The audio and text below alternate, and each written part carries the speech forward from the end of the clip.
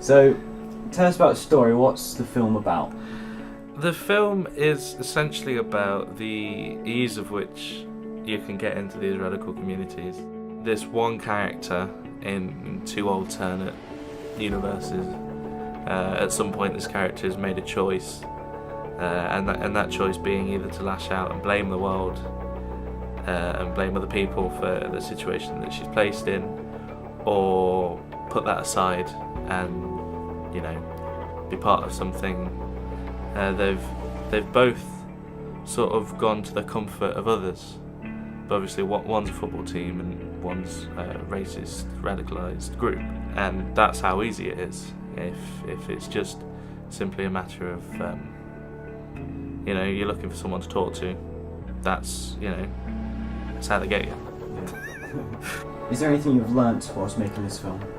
Yeah. If I was ever to be involved in directing again, I would have Joel Cabord as my assistant director, simply because he was like a father figure, like guiding me along.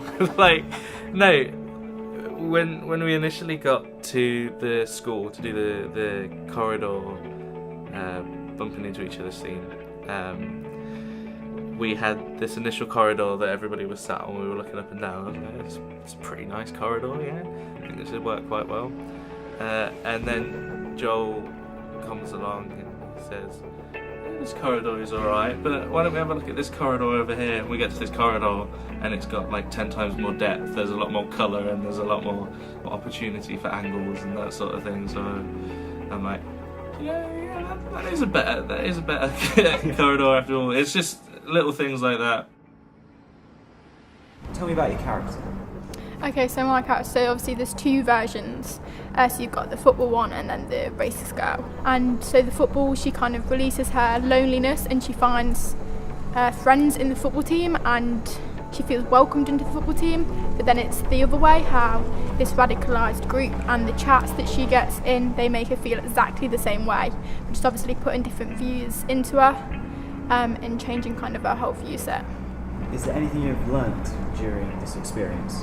Yeah, so when I actually initially read the script, I just realised how easy it is to become influenced, because obviously I don't relate to the character at all, but just reading it, it shows kind of how impressionable young people can be if they're obviously exposed to like slightly different views. So, what has been the biggest challenge during the production? Waking up at 8 o'clock in the morning. No, it was probably telling Holly and Lena to run into each other over and over again. I know that Holly felt quite bad for doing it, but then I felt like this sort of overlord being like, do it, run into each other, it looks real. It was it was an interesting experience. What's been the funniest moment on set? There's kind of been quite a lot, and I always think it's important in like deep films, and obviously it's very sensitive subjects, but it's always great to have laughter on set as well. So obviously you don't become enwrapped into that all the time, as it obviously would be a very like a dark, sad set. Probably just the football the most, because none of us could play apart from Jemima.